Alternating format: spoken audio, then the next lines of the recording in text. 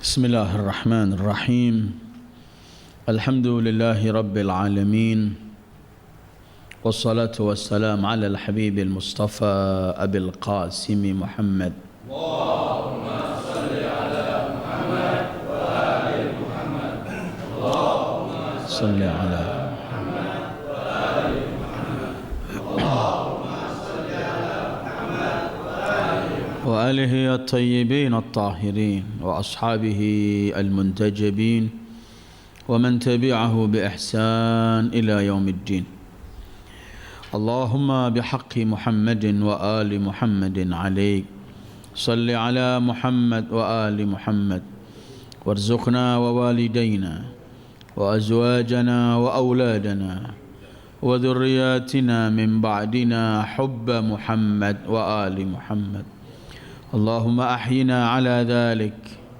وأمتنا على ذلك واحشرنا في زمرة من أحب محمدا وآل محمد مع محمد وآله يا كريم. أعوذ بالله من الشيطان الرجيم. للذين يؤلون من نسائهم تربص 4 أشهر فإن فاءوا فإن الله غفور رحيم وإن عزموا الطلاق فإن الله سميع عليم والمطلقات يتربصن بأنفسهن 3 قروء ولا يحل لهن أن يكتمن ما خلق الله في أرحامهن إن كن يؤمن بالله واليوم الآخر وبعولتهن أحق بردهن في ذلك إن أرادوا إصلاحا ولهن مثل الذي عليهن بالمعروف وللرجال عليهن درجة والله عزيز حكيم صدق الله العلي العظيم. أيها الإخوة السلام عليكم ورحمة الله وبركاته. اللهم صل على نور الأنوار وسر الأسرار وترياك الأغيار مفتاح باب اليسار سيدنا محمد المختار وآله الأطهار وأصحابه الأخيار عدد نعم الله وإفضاله. Malam ini kita masuk kepada ayat 226 dalam surat Al-Baqarah. Minggu yang lalu kajian kita berkaitan dengan sumpah. Mana sumpah yang diizinkan oleh Allah dan mana sumpah yang tidak bernilai di hadapan Allah. Kemudian kita membicarakan juga berkaitan dengan kafarah orang yang melanggar sumpahnya. Malam ini ayat-ayat yang akan kita baca masih ada sedikit berkaitan sumpah, tapi dalam bentuk lain sebagai pintu masuk untuk sampai mungkin 11 atau 12 ayat berikutnya berkaitan dengan cerai atau talak. Ayat 226 ini Allah sebutkan mengenai satu adat jahiliyah, yang adat itu ketika kaum muslimin di awal kaum muslimin masih dipakai oleh sebagian kaum muslimin. Adat jahiliyah itu ialah orang ketika benci atau sedang marah atau tidak senang dengan istrinya, ia bersumpah untuk tidak mengumpuli istrinya. Kemudian istri itu ditinggalkan begitu saja, tidak dihubungi sebagai istri, tidak juga dicerai, tadi gantung gitu saja. sebagai penyiksaan terhadap istri tersebut. Kaum muslimin di awal-awal ketika terjadi perselisihan mereka dengan istrinya, mereka menggunakan hal yang sama. Akhirnya datanglah teguran dan hukum dari Allah yang jelas bagaimana sikap sebenarnya. Insya Allah 12 ayat ke depan atau lebih ini kita akan bicarakan mengenai hubungan suami istri dan khususnya berkaitan dengan cerai. Turunlah kemudian ayat 226, Allah menjelaskan, lilladzina yu'luna min nisa'ihim tarabbusu arba'ati ashhur. Bagi mereka yang yu'lun ay yahlifun, yang sumpah. Ala yu'li dalam arti sumpah, halafa yahlifu atau aqsama yuqsim, bersumpah. Begitu juga kalimat i'tala ya'tali dalam bahasa Arab artinya sumpah. Sebagaimana dalam surat Nur ketika Allah berfirman, a'udzubillahi minasyaitonir rajim wa la ya'tali ulul fadli minkum. Kemudian hukum ini dalam fikih disebut hukum ila.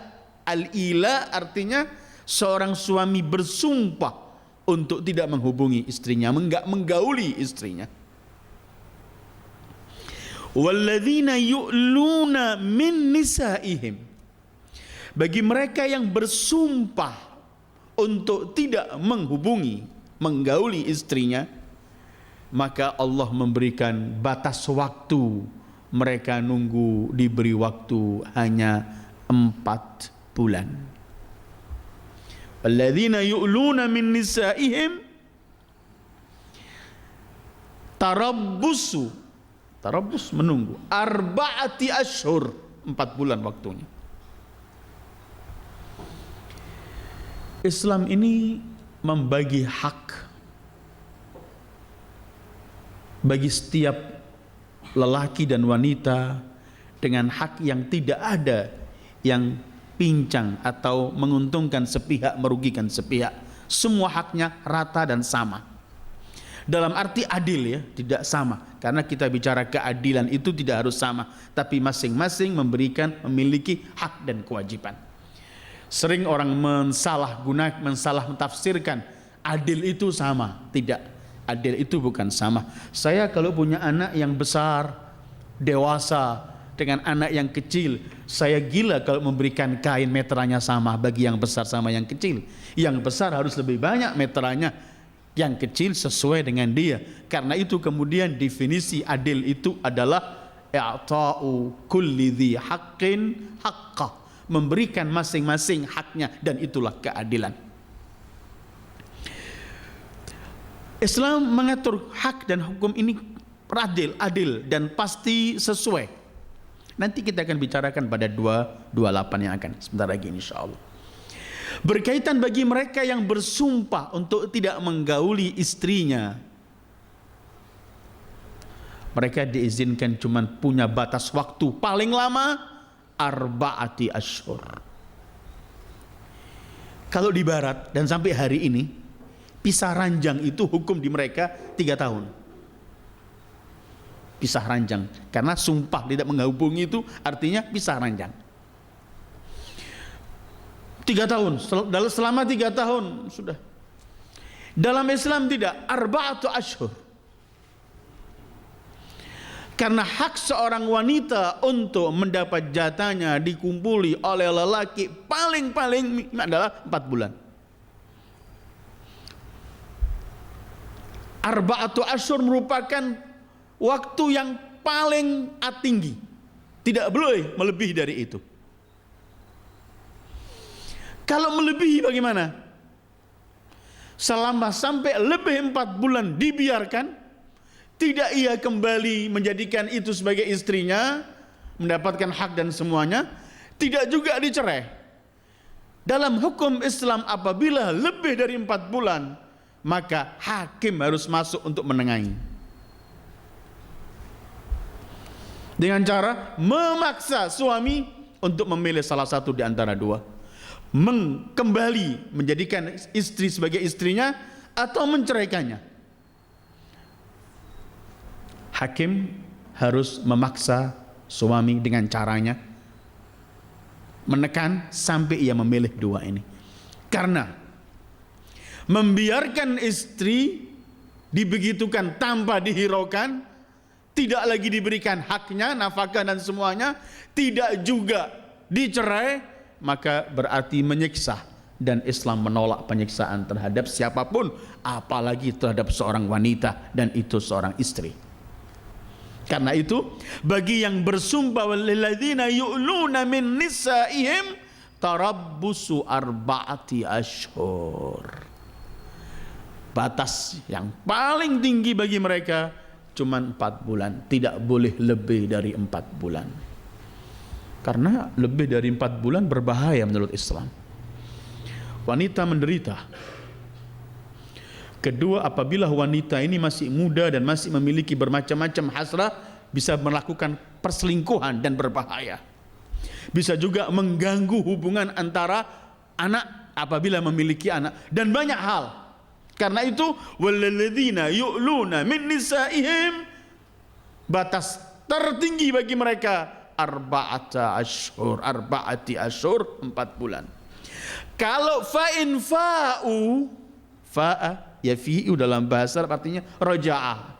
Kalau di masa sebulan, 2 bulan, maksimal sampai 4 bulan, di masa ini lelaki suami kembali, fa innallaha ghafurur rahim, maka Allah Maha Pengampun, Maha Rahmat. Sumpah semacam ini tetap dia kena kafarahnya, tetapi dia ketika kembali Allah Maha Pengampun. Di sini ketika membicarakan kalau terjadi perselisihan sampai terjadi semacam itu, kemudian salah satu insaf kembali, sang suami kembali, maka Allah berikan sifatnya ini 2. Fa innallaha ghafurur rahim. Kamu dengan perilaku yang kamu lakukan wahai sang suami, setelah terlanjur sumpah tidak menghubungi, menggauli dan semuanya, tapi kemudian kembali, maka sikap Anda ini adalah sikap yang akan membawa kepada Anda adalah ampunan dan rahmat Allah. Irhamu man fil ardi yarhamukum man fis sama. Begitu sabda Rasulullah sallallahu alaihi wasallam. Berbuat rahmatlah kepada sesama yang di bumi, nanti Allah akan memberikan rahmat. Kamu tidak menggantungkan istri ini, kamu tidak menyiksa istri ini, kamu kembali kepadanya, maka kamu layak untuk memperoleh ampunan dan rahmat dari Allah. Orang kalau diajak bicara ampunan Allah, rahmat Allah, kalau orang memikirkan bahwa dirinya setiap hari ini membutuhkan 100 atau 1000 atau 1.000.000% ampunan dari Allah, kalau dia selalu ingat semacam itu, dia tidak pernah akan kikir memberikan ampunan kepada orang lain. Falyafu wal yasfahu ala tuhibbuna an yaghfirallahu lakum. Begitu firman Allah dalam surat An-Nur. Tidaklah mereka memaafkan, melupakan kesalahan. Tidakkah kalian mengharapkan ampunan Allah? Selagi kita mengharapkan ampunan Allah, yang seringlah memberikan ampunan kepada sesama hamba Allah. Karena itu sampai dalam urusan hukum pun, ketika orang berbuat baik mau kembali, Allah menyebutkan fa innallaha ghafurun rahim. Karena kita sering melihat dalam Al-Quran ini, sering Allah akhiri ayatnya dengan asma husnahnya. Dan setiap Allah mengakhiri dengan namanya, dengan isimnya, dengan sifatnya, pasti sifat yang digunakan, nama yang digunakan itu memengaruhi arti dalam ayat tersebut. Pasti. Kalau Allah bicara masalah hukum gak bakal ghafurun rahim, tapi ada azizun hakim ketika bicara potong tangan dan semacam itu. Tetapi dalam urusan ini berkaitan dengan wanita yang tidak dijadikan dia mu'allaqah, tidak dikumpuli, dihubungi, tidak juga dicerai, tapi malah ia fa'u kembali, fa innallaha Ghafurun Rahim. Tetapi kalau ada pilihan yang kedua, wa in, ayat berikutnya 227-nya, wa in azamut talaq, kalau di masa 4 bulan atau di sebelum 4 bulan atau ketika 4 bulan itu mereka azam mengingin untuk talak, sudah saya nggak bakal kembali, dan niat azamu, niat untuk talak, Allah nggak mengakhiri Ghafurun Rahim, tapi akhirnya coba dilihat ayat itu, wa in azamut talaq fa innallaha sami'un alim. Kalau mereka niat untuk kembali, kalau mereka kembali, fa innallaha ghafurun rahim. Tapi kalau kamu ingin tolak, niat untuk tolak, Allah pun enggak mengancam. Kalau kamu tolak, fa innallaha syadidul iqab. Tidak. Cerai itu diizinkan oleh Allah ketika ada batas dan syarat-syaratnya. Tapi ketika Allah menyebutkan wa in azamut talaq, kalau mereka menginginkan niat untuk cerai, bisa, fa innallaha sami'un, maha mendengar, alimun, maha mengetahui. Jangan bergurau dengan hukum Allah. Dia maha mendengar dan maha mengetahui. Kalau niat talak, karena kawinan itu cuma 2. Imsakun bima'ruf, dibina rumah tangga itu dengan ma'ruf, atau tasrihun bi ihsan, cerai, ditinggalkan, tapi tetap dengan kebaikan, bukan dendam, bukan kebencian. Ada orang kalau sudah cerai habis hubungannya. Dalam Islam tidak. Cerai selesai, habis jodohnya, selesai. Jangan kalau sudah cerai semua sedunia diajak cerai sama dia, semua sedunia diajak kelahi sama dia.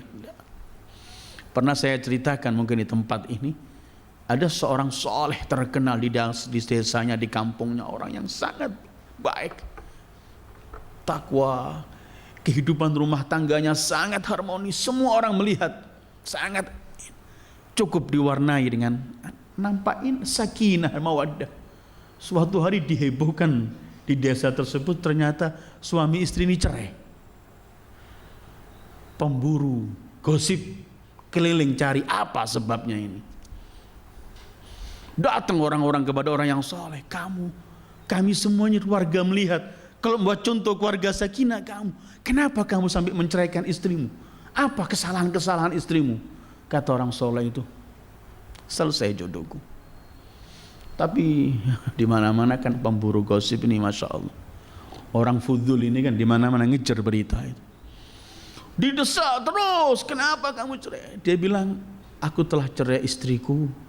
Kalau aku sebutkan kesalahan-kesalahannya, aib-aibnya, nanti orang mendengarkan dan orang meninggalkan dia. Tidak ada akan yang mengawini dia. Aku takut dosa menghalau seseorang mendapat jodohnya. Setelah berapa waktu, ternyata sang istri itu, mantan istrinya kawin. Datang lagi pemburu gosip.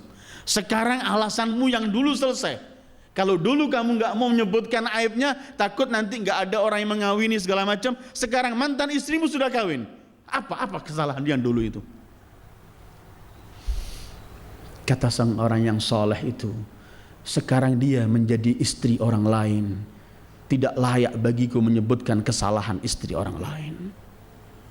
Imsakun bima'ruf au tasrihun bi ihsan. Karena itu Allah akhiri ayatnya berkaitan membicara wa in azamut talaqa fa innallaha sami', maha mendengar. Jangan kita teriak macam-macam, tapi Allah dengar. Jangan kita membicarakan aib-aibnya, dia maha mendengar. Dan alim, maha mengetahui niat untuk apa cerai. Menyiksanya, atau tidak ada kecocokan, atau semuanya, dia maha tahu. Kita tidak bisa berpura-pura di hadapan Allah. Fa innallaha sami'un alim. Dan begini Allah mengakhiri selalu Al-Quran, ayat-ayat Al-Quran dengan nama asma'ul husnanya, dengan sifat-sifatnya sesuai dengan yang dimaksud dalam ayat tersebut. Bahkan sebagian ahli tafsir mengatakan kunci untuk memahami ayat Al-Quran, lihat akhirnya Allah menggunakan namanya, pakai menggunakan nama yang mana. Di situ akan mengisyaratkan arti dari ayat yang disebut. Walladzina yu'luna min nisa'ihim tarabbusu arba'ati ashhur fa in fa'u fa innallaha ghafurur rahim wa in azamu talaqa fa innallaha sami'un alim. Dari ayat ini mulai Allah bicara masalah talak. Sebentar lagi kita akan bahas. Ada sampai 12 ayat lebih akan membicarakan masalah rumah tangga dan talak, cerai. Islam tidak melarang cerai, tapi Islam tidak sangat menganjurkan perceraian. Tidak menganjurkan, kecuali pada batas sudah nggak mampu lagi. Nggak boleh orang hidup tertekan. Islam ini menghargai manusia dan ingin agar manusia mendapatkan haknya yang layak hidup di dunia ini. Kalau tidak ada kecocokan suami istri dalam segala macam hal, Islam tidak menjadikan suami itu tersiksa atau istri itu tersiksa dalam kehidupannya. Tapi Islam memberikan dia jalan, kamu boleh berpisah, tapi bi ihsan. Tasrih tetap bi ihsan. Karena itu cerai itu tidak semudah yang kita lihat hari-hari ini. Setiap saat kita mendengarkan perceraian. Cerai itu susah. Dalam surat An-Nisa itu banyak batasan-batasannya. Ada mau'idhah, saling menegur. Ada beri ta'dib, dalam istilah fikih darab ghaira mubarrah, sentik atau dipukul, bukan sakit menyakiti tapi sebagai ta'dib. Udah gak berjalan, ketiga pisah ranjang. Keempat baru fab'atsu hakaman min ahlihi wa hakaman min ahliha. Jodohkan dari pihak keluarga perempuan, dari pihak keluarga laki, cari.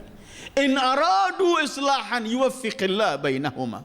Kalau mereka ingin mendambakan kebaikan, damai, Allah akan memberikan taufik.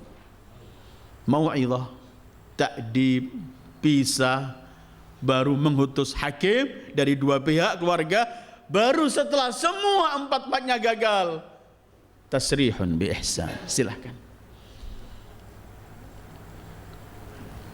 Sekarang kita akan baca masalah ayat 228 yang akan kita baca berkaitan iddah talak.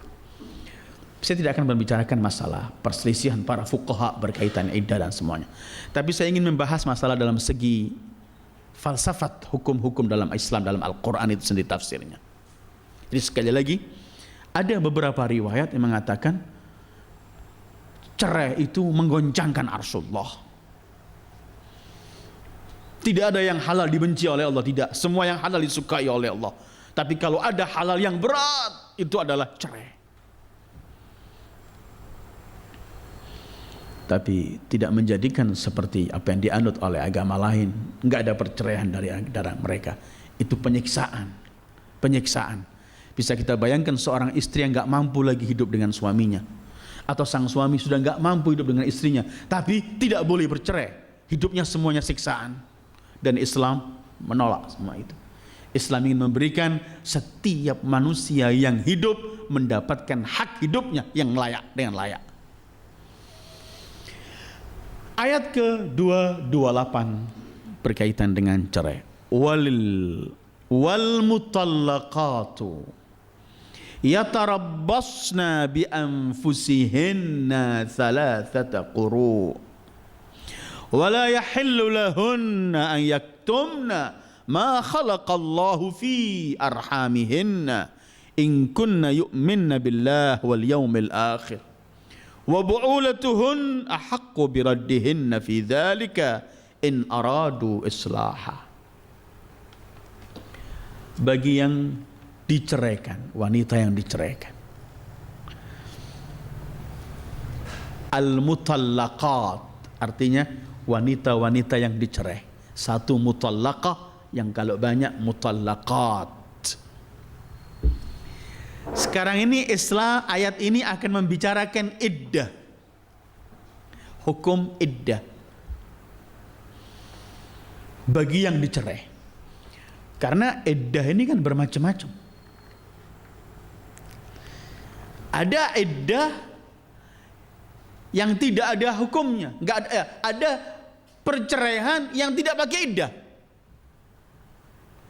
Seperti dalam surat Al-Ahzab. Al-Ahzab Allah pernah berfirman, A'udzubillahi minasyaitonir rajim. Wa idza nakahtumul mu'minat thumma talaqtumuhunna min qabli an tamassuhunna fama lakum 'alayhinna min 'iddatin ta'taddunaha.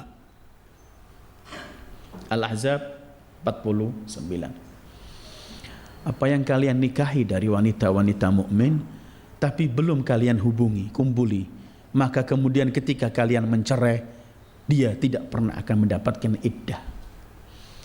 Orang kawin dengan seseorang mukminah sahih, akad kena, mahar semua selesai, tapi belum dikumpuli, kemudian dicerai. Menurut Al-Quran, yang dicerai dengan posisi semacam ini, fama lakum 'alaihinna min iddah, tanpa ada iddah. Dan itu terjadi. Jangan kita heran. Apakah ada kemudian orang kawin gak dihubungi? Ada. Sering kita saksikan. Orang kelahi, habis agit langsung cerai. Keluarga kelahi dan urusan macam-macam. Orang semacam ini tidak ada iddahnya. Satu. Kedua, ada iddah yang tidak ada punya batas. Kalau ini kan kita akan baca nanti thalathata quru dan semuanya. Ada iddahnya orang hamil. Ulatu ahmal fa'iddatuhun an yadha' hamlaha. Orang yang hamil ketika diceraikan oleh istrinya mungkin, atau wafat suaminya, jadi iddah. Iddahnya itu bukan ada 3 bulan 3 kali suci, tapi sampai ia melahirkan. Di 228 yang kita bahas ini adalah pada posisi yang normal. Suami mencerai istrinya yang sudah dikumpuli dan tidak. Ini posisi semacam ini hukumnya. Wal mutallaqatu yatarabbasna bi anfusihinna thalathata quru. Wanita yang dicerai itu dia mendapatkan iddah. Iddah itu batas waktu yang dia tidak boleh kawin. Itu namanya iddah. Kalau suaminya meninggal, arba'ata asyurin wa asyrah, 4 bulan 10 hari. Kalau kondisi normal, dicerai, fa'iddatuhun yatarabbasna bi anfusihinna thalathata quru. 3 kali quru. Apa artinya quru? Quru jamak dari qar. Perbedaan ulama menafsirkan 2 kalimat ini. Ada yang mengatakan thalathata quru 3 kali suci. Ada yang mengatakan thalathata quru 3 kali haid. Jadi ketika dicerai dalam keadaan suci, suci berikutnya ketiga kali selesai iddahnya. Kalau quru diartikan at-tuhur, suci. Kalau quru diartikan haid, maka 3 kali haid selesai iddahnya. Mutawalli Sya'rawi dalam renungan tafsir dia berpegangan bahwa thalathata quru di ayat ini adalah thalathatu athhar, 3 kali suci. Mutawalli ini mufassir, tapi dia tafsirnya dalam segi bahasa. 20 tahun dia memperkuat bahasa Arab, baru dia mengeluarkan tafsir, ngajar tafsirnya Al-Quran. Karena itu banyak tafsirnya diambil dari segi keindahan bahasa Al-Arab tersebut. Dia menyebutkan karena Al-Quran di sini menggunakan kalimat salah satu, maka at-ta itu menurut dia adalah selalu digunakan untuk jamak mudzakkar, yaitu at-tuhur. Karena kalau digunakan untuk muannas harusnya haidhah. Dan fiqh Ja'fari pun menegaskan bahwa salasata quru artinya salah satu athar, 3 kali suci, bukan 3 kali qur. Tapi fuqaha lain, mazhab fuqaha lain mengatakan 3 kali haid. Al-muhim. Wal mutallaqatu yatarabbasna bi anfusihinna thalathata quru. Qara jamak quru. Kemudian dalam beberapa kamus bahasa disebutkan begini. Seperti Raghib dalam Mufradatil Quran. Kalimat qara asal artinya ialah permindahan. Permindahan, intiqal hala ila hala. Perpindahan dari haid ke suci, namanya qara. Sehingga kemudian dalam beberapa kamus Arab disebutkan quru itu memiliki memiliki 2 jamak. Bisa quru, bisa aqra. Kalau jamaknya quru bermakna tuhur, suci. Kalau jamaknya aqra bermakna al-haid. Wal mutallaqatu, bagi mereka yang dicerai. Kenapa iddah ini ada dalam Islam? Pertama, ada waktu iddah ini, tujuan pertama ketika orang dicerai, cerai sekali itu. Tujuan pertama itu ngasih waktu untuk damai. Ngasih waktu untuk damai. Mungkin setelah selesai cerai, berjalan sekali suci, berenung. Karena itu ada hukum rujuk dalam Islam. Cerai pertama itu kita cerai dalam waktu selama 3 quru ini, kita boleh kembali tanpa ada nikah ulang. Masih hak kita. Tapi kalau sudah lebih 3 kali suci itu, maka tergantung wanita mau nggak dikawini lagi atau tidak, tergantung dia. Tujuan pertama nanti kita akan baca nanti dalam ayat yang sama, in aradu islaha, kalau mereka mau damai nanti Allah akan bermudah. Adanya iddah memberi waktu supaya mungkin kembali damai. Kedua, mungkin yang kedua ini bisa juga letakkan yang pertama, tapi hampir sama. Kedua adalah untuk menjaga keturunan. Iddah itu untuk menjaga keturunan. Masih ada bibit enggak di sisa suami yang menceraikan itu, supaya enggak dikawin orang yang lain, sehingga tidak tahu bibit yang ada ini milik siapa. Itu gunanya kemudian ada iddah dalam Al-Quran, dalam hukum Islam. Wal mutallaqatu, ayat 228, wal mutallaqatu yatarabbasna bi anfusihinna thalathata quru. Di sini ada beberapa hukum yang dijelaskan oleh Al-Quran. Pertama, berbicara masalah masa iddah itu, yaitu ayatnya yatarabbasna bi anfusihinna thalathata quru, bahwa masa iddah itu ialah 3 kali suci bagi yang menafsirkan tuhur, atau 3 kali haid bagi fuqaha yang menafsirkan haid. Ini hukum pertama berkaitan dengan ayat ini, memberikan hukum pertama, penjelasan pertama mengenai masa iddah pertama. Terus kedua, hukum kedua di sini ialah memberikan pengertian dan penjelasan bahwa yang punya hak mutlak untuk tahu kapan dimulai dan diakhiri iddah itu adalah perempuan, bukan lelaki. Karena itu ayatnya berfirman begini, wala yahillu lahunna an yaktumna ma khalaqallahu fi arhamihinna in kunna yu'minna billah wal yaumil akhir. Maka tidak boleh bagi wanita yang diceraikan tadi merahasiakan sesuatu apa yang Allah ciptakan di rahim mereka. Para mufassirin ikhtilaf, yang dibicarakan di rahim ini khusus janin atau maaf haidnya. Ada sebagian mufassirin mengatakan dua-duanya. Ketika dia ada janin, ada bibitnya, dia bunting, maka tidak boleh disembunyikan, karena masa iddahnya orang bunting bukan 3 kali suci, tapi sampai melahirkan.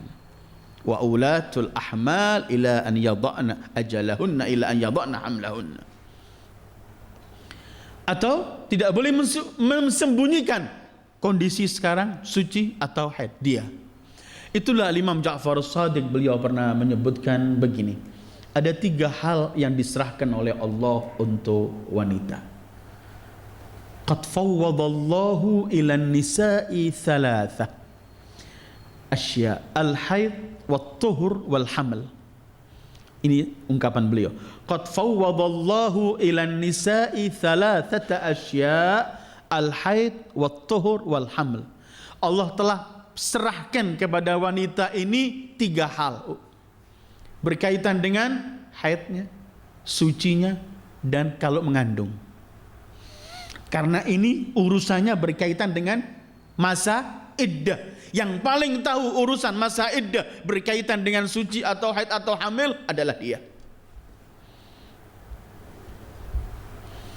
Mungkin Anda bertanya, kenapa susah-susah, kita bawa saja, kita periksakan. Kalau dia hamil kan tahu.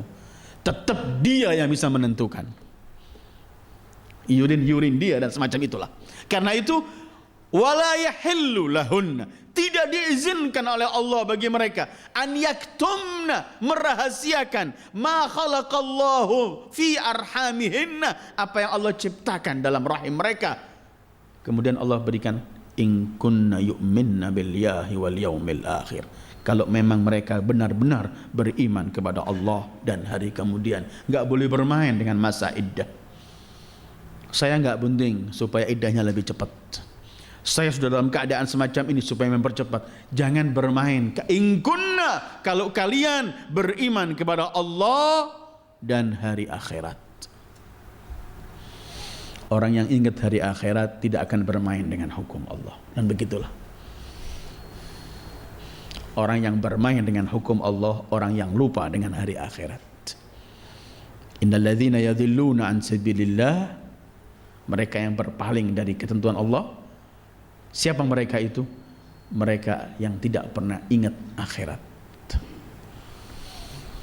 tidak pernah ingat hisab. Ini jadi dari ayat ini kita ambil sudah 2. Pertama, kita ambil masa iddah salah satu quru. Kedua, kita ambil dari ayat ini yang paling tahu siapa mulai dan akhir iddah, masa iddah itu adalah wanita, karena berhubungan dengan dia kalau hamil atau kalau urusan haid dan suci. Kedua. Ketiga,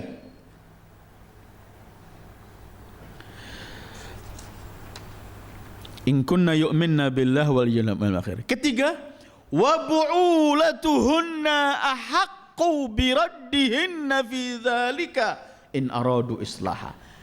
Hukum ketiga yang kita ambil dari ayat ini bahwa bu'ulatuhunna, suami-suami mereka yang paling berhak untuk memiliki kembali kepada istri-istrinya yang dicerai. Artinya enggak boleh orang lain, enggak boleh lelaki lain kemudian mengawini dia. Harus istri, suami-suami mereka, bu'ulatuhunna, suami-suami mereka, ahakku, yang paling memiliki hak dan wewenang, biraddihinna, untuk mengembalikan mereka sebagai suami, istri mereka, sebagai istri mereka. Ini yang disebut dalam istilah rujuk. Orang kalau cerai, menceraikan istri yang cerai pertama, cerai kedua, boleh rujuk. Jadi di masa sebelum 3 kali haid atau 3 kali tuhur itu, dia langsung boleh kembali pada istrinya. Raja'tuki, aku kembali. Selesai. Enggak perlu pakai agit, enggak perlu pakai mahar, enggak pakai semuanya, kembali langsung. Tapi kalau sudah melebihi 3 kali, maka harus tajdid, segala macam diulangi kembali, dan pihak perempuan menentukan dia masih mau menerima atau tidak. Suami sudah enggak punya hak. Tapi masa thalathata quru wa bu'ulatuhunna, suami-suami mereka, ahaqqu biraddihinna, yang paling layak, paling memiliki wewenang untuk kembali. Tapi ada jumlah yang dititipkan oleh Allah dan penting. In aradu islaha, kalau mereka ingin untuk berdamai. Kalimat ini banyak ketika membicarakan suami istri berkaitan dengan islah. Yang diinginkan oleh Al-Quran dan oleh Islam itu ialah benar-benar mau damai karena ingin melakukan yang terbaik, islah, perbaikan. Bukan untuk niat-niat yang lain. Ketika kita dicampur baur hukum Islam ini dengan adat, dengan hukum negara, banyak yang terjadi dalam suami istri ini, semuanya bukan untuk islah. Kembali cuman untuk ini, kembali untuk warisan, kembali untuk menjaga nama, kembali bermacam-macam. Tapi Al-Quran menitipkan satu, in aradu islaha. Isyarah bahwa yang diminta oleh Allah kalau ingin suaminya kembali untuk rujuk adalah rujuk dengan cara islah. Mau berdamai. Wa bu'ulatuhunna ahaqqu biraddihinna in aradu islaha. Terus keempat yang kita ambil dari ayat ini, walahunna mithlul ladzi 'alaihinna bil ma'ruf. Ayat ini singkat saja, bukan satu ayat, tengah-tengah. Walahunna, bagi mereka kaum wanita, mithlal ladzi 'alaihinna, seperti yang di atas mereka. Artinya apa? Bagi wanita ada haknya, bagi lelaki punya haknya. Seperti wanita harus memberikan haknya kepada lelaki, lelaki pun harus menerima haknya dari lelaki. Wanita harus memberikan haknya untuk suaminya, suami memberikan haknya untuk sama punya hak. Ayatnya begini, walahunna, bagi mereka mithlul ladzi 'alaihinna, seperti yang diwajibkan kepada mereka alaihinna terhadap suaminya, juga suami diwajibkan lahunna untuk mereka, begitu. Jadi suami, cuman yang Allah sebutkan di sini simple, Allah. Nanti akan kita baca dalam 12 ayat akan datang ini. Walahunna mithlul ladzi alaihinna bil ma'ruf, dengan kebaikan. Ma'ruf itu perilaku, tingkah laku yang baik, yang masuk akal. Ada kadang-kadang perilaku yang dianggap baik tapi nggak masuk akal. Akhirnya bukan indah, menindas. Terus nanti yang nindas punya alasan, niat saya baik. Nggak bicara niat kita, niat dengan prakteknya. Walahunna, bagi wanita, mithlal ladzi alaihinna, seperti yang di atas mereka. Artinya walahunna, bagi mereka hak untuk memberikan kepada suaminya, wa alaihinna, atas mereka pun ada hak yang harus mereka terima dari suaminya, masing-masing bil ma'ruf. Perhatikan yang membawa Quran. Ayat ini 228. Dari 228 sampai ayat 141. 12 ayat mungkin ini. 228 sampai 241, di 12 ayat ini masih membicarakan keluarga, suami istri, perceraian dan rumah tangga. Allah ulangi kalimat ma'ruf 12 kali. 12 kali ma'ruf. Ini yang selalu harus disebutkan, bahwa suami istri mempunyai hak yang harus diberikan dengan wa'ashiruhunna bima'ruf. Seperti ini, walahunna mithlul ladzi alaihinna. Ini bukan cuma membicarakan masalah hak talak atau masa iddah, tapi ayat ini jauh lebih luas daripada cuma membicarakan masalah perceraian atau iddah. Artinya suami istri masing-masing punya hak, tetapi hak itu disajikan dengan ma'ruf. Ada orang memberikan haknya tapi bukan dengan ma'ruf. Ada orang membantu orang bukan dengan kebaikan. Kalau kita keluar dari urusan suami istri, Quran pernah membawa begini, qaulun ma'rufun khairun min sadaqat yatba'uha adha. Qaulun ma'rufun wa maghfiratun khairun min sadaqatin yatba'uha adha.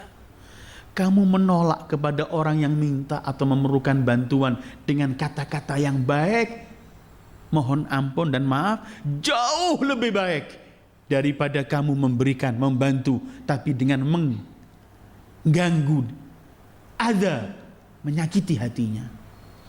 Ada orang memberikan haknya dengan mengkutuk. Ini hakmu. Jangan bilang lagi saya nggak memberikan hakmu, tapi dengan ngomel. Ini bukan ma'ruf.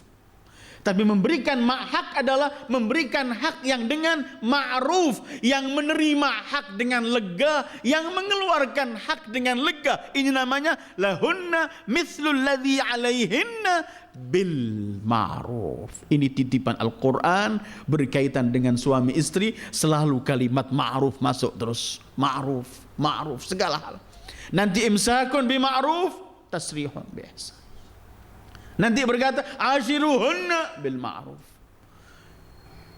Walahunna mithlul ladzi 'alaihinna bil ma'ruf. Ya. Ini kalau ada ma'ruf dalam rumah tangga, semuanya lancar. Jangan sajikan kebaikan dengan tempat dan wadah yang jelek. Orang akan jijik. Tapi sajikan kebaikan dengan tempat, wadah yang indah sekali. Kalau ada orang memberikan kepada kita satu makanan yang enak, tapi maaf tempatnya di kloset, kita nggak akan makan. Tempat ini tidak indah. Apapun yang disajikan.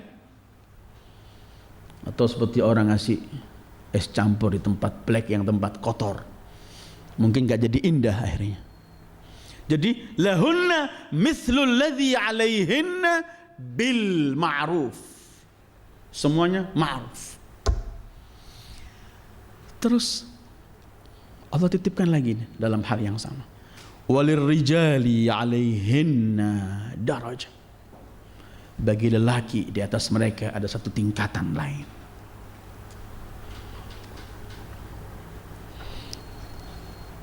Seperti kalau kita baca ayat lain, ar-rijalu qawwamuna 'alan nisa. Setelah Allah sebutkan masing-masing punya hak yang sama. Sama dihadapi dengan ma'ruf, tetapi tetap Allah menyebutkan walirrijali 'alaihinna darajah. Lelaki memiliki kedudukan. Dalam arti apa? Kedudukan ini bukan sewenang-wenang. Islam itu begini, dan insya Allah dalam kehidupan kita begini. Cuman kadang-kadang kita nggak memikirkan. Setiap kedudukan, setiap tanggung jawab, gitu aja. Jadi setiap orang mendapatkan kedudukan, setiap dia mendapatkan tanggung jawabnya. Tambah tinggi kedudukannya, tambah besar tanggung jawabannya. Jadi ketika Allah mengatakan masing-masing punya hak, lelaki mempunyai kedudukan yang lebih, bukan berarti kemudian lelaki menggunakan kelebihan ini untuk menekan sewenang-wenang, tidak. Tapi kelebihan ini Allah ingin menyebutkan bahwa kalau kamu mempunyai kelebihan, berarti tanggung jawabmu lebih besar, gitu. Tambah tinggi kedudukan orang, ya tambah besar resiko dan tanggung jawabnya. Karena itu kemudian Rasulullah pernah bersabda sallallahu alaihi wa alihi, khairukum khairukum li ahli. Yang terbaik di antara kalian adalah yang terbaik terhadap keluarganya. Khairukum khairukum li ahli. Jadi kelebihan yang Allah, karena itu nanti kita lihat dengan apa Allah akhiri ayat ini. Sebagaimana yang kita sebutkan tadi, bahwa akhir nama Allah itu menentukan untuk penafsiran ayat tersebut. Jadi setelah Allah menyebutkan masing-masing punya hak yang harus disajikan dengan baik, indah, ma'ruf, tetapi walirrijali 'alaihinna darajah. Talak ada pada lelaki. Ketika Allah menyebutkan ada beberapa tugas lelaki berbeda dengan wanita, bukan berarti Islam menjadikan wanita makhluk nomor 2, tidak. Tapi ingin Allah menyebutkan bahwa wanita dengan lelaki bentuk fisiknya berbeda, tugas mengabdi kepada Allah sama, pahala orang melakukan sholat laki wanita sama di hadapan Allah. Tetapi ketika berbicara tugas, berbeda tugas, dan itulah keadilan, memberikan masing-masing dengan haknya. Urusan perasaan, atifah, mahabbah, ini urusan wanita lebih banyak. Urusan lebih banyak berpikir, tenaga dan semuanya, ini urusan lelaki. Dalam hal semacam ini, walir rijali alaihinna darajah. Dan itu keadilan. Bagi mereka orang barat yang teriak-teriak mempersamakan laki dan wanita, dalam praktek kehidupan mereka tidak bisa sama. Karena strukturnya, fisiknya, semua sudah berbeda. Tetapi dalam hak Islam menyamakan. Man amila salihan min dzakarin an unsa wa huwa mu'minun falanuhyiyannahu hayatan thayyibah. Sama laki dan wanita. Inna la nudhi'u amala amilin minkum min dzakarin aw unsa. Begitu firman Allah. Kami enggak pernah mensia-siakan pahala amal perbuatan dari kalian, lelaki wanita sama. Laki diizinkan keluar jihad, wanita disuruh jihad di rumahnya, pahalanya sama gitu loh. Walir rijali alaihinna darajah, ketinggian darajat ini menunjukkan ketinggian tanggung jawab dan mas'uliyahnya. Terakhir, wallahu azizun hakim. Allah Maha Aziz, kokoh kuat, hakim, bijaksana. Ketika memberikan tugas masing-masing, itu tugas ketentuan Allah yang aziz, gak mampu dikalahkan. Tetapi yang hakim, bijaksana, maha tahu. Tugas ini diberikan kepada suami, tugas ini diberikan kepada istri, karena dia adalah hakim. Dan ketika kita tahu bahwa Allahu hakim, maha bijaksana dalam menentukan segala ketentuannya, maka dalam urusan hukum Allah juga maha hakim, maha bijaksana. Maka jangan kita menawar hukum Allah, karena menawar hukum Allah berarti akan keluar dari kebijaksanaan. Keluar dari kebijaksanaan berarti akan berantakan. Siapa dia? Dia adalah yang menciptakan kita. Pasti dia yang maha tahu apa yang terbaik untuk kita. Maka jangan kita robah. Setiap ada perubahan hukum Allah, setiap ada kepincangan dalam kehidupan ini, pasti. Karena apa? Tataan yang sudah rapi ini, yang ditata oleh yang maha hakim, kalau dirusak sendiri, dirobah sendiri, dia sendiri akan rugi. Seperti yang sering saya buat contoh, kalau yang buat mobil telah ditentukan mobil ini bahan bakarnya bensin, jangan diisi solar, rusak. Jangan juga diisi dengan hal-hal yang lain, sesuai dengan yang menciptakan. Walillah al-mathalul a'la. Maha suci Allah untuk contoh. Tapi ketentuan Allah dalam pada hubungan suami istri, dalam rumah tangga, dalam perceraian, dalam semua hukum, wallahu azizun, enggak bakal dikalahkan, maha perkasa. Hakimun, maha bijaksana. Ada bijaksana yang tidak, yang akan dikalahkan, berarti tidak bijaksana, karena ketentuannya bisa dikalahkan oleh ketentuan yang lain. Tetapi Allah dahului aziz, kokoh, enggak mampu terkalahkan. Kemudian hakim, maha bijaksana, maka kebijaksanaannya tidak pernah akan ada yang mampu merubah, membawa kebijaksanaan yang lebih indah atau lebih bijaksana dari hukumnya. Ini berkaitan dengan tolak. Masih akan bicara dengan tolak sampai beberapa ayat yang seterusnya. Insya Allah akan kita kaji. Tapi sekali lagi, saya tidak pernah akan masuk perselisihan, perbedaan madhab atau fiqih. Saya akan masuk langsung dalam tafsir.